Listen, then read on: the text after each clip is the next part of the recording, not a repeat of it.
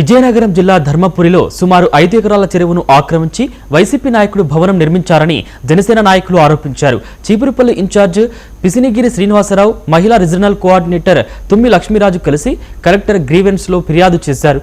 అధికార బలంతో చెరువు ఆక్రమించి నిర్మాణాలు చేపట్టారని మండిపడ్డారు. సమగ్ర విచారణ జరిపి ఆక్రమణలు తొలగించాలని డిమాండ్ చేశారు.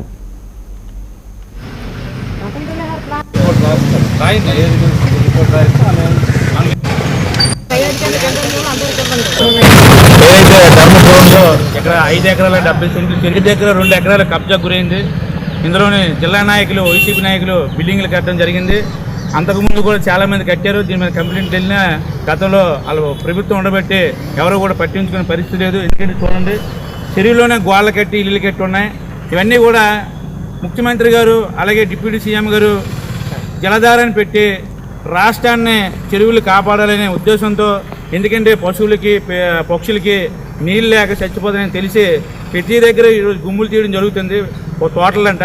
అలాంటిది బాగా ఉండి చెరువుల్ని కబ్జాలు చేసి రాష్ట్రం మొత్తం మా విజయనగరం జిల్లాలో విపరీతమైన కబ్జాలు ఉన్నాయి. ఇది ఒకటే కాదు, ఇవన్నీ కూడా బయటికి తీసి చెరువులు కాపాడే బాధ్యత పవన్ కళ్యాణ్ గారు తీసుకోమని చెప్పారు. ఎందుకంటే అతను 10 ఎకరాలు కూడా కబ్జా అక్కడ చెప్పారు.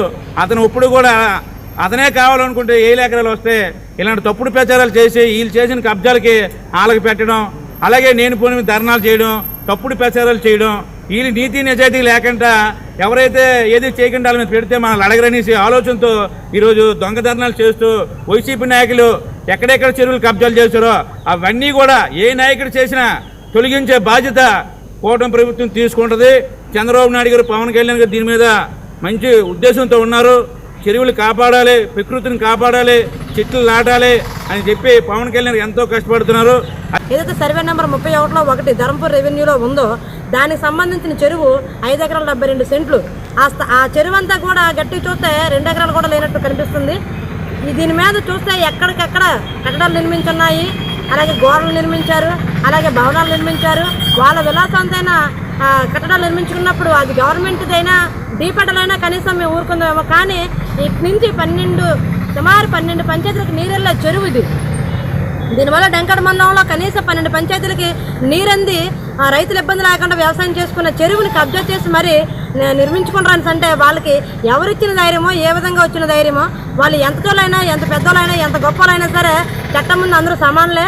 మీరు నిజంగా ప్రజల మీద ప్రేమ ఉంటే ఓట్లు కూడా వేయించుకోకుండా దొంగదారిన అధికారం తెచ్చుకొని అదే దొంగదారిన ఆస్తులు సంపాదించుకుందాం అనుకుంటే జనసేన పార్టీ తరఫున మేమైతే చూస్తూ కూర్చోము. మా అధినేత శ్రీ కొణిదెల పవన్ కళ్యాణ్ గారు ఎప్పుడూ చెప్పేది ఏంటంటే మనం తప్పు చేయకూడదు, తప్పు ఎవరిదైనా సరే నిలదీయాలి. నిలదీసి వాడు ఎలాంటి వాడైనా సరే, వాడు ఎంత గొప్పవాడైనా సరే చట్టం ముందు నిల్చోబెట్టాలని ఆయన మోటో ఏదైతుందో దాన్ని మేము క్రమశిక్షణగా పాటిస్తాము. అన్నమయ్య జిల్లా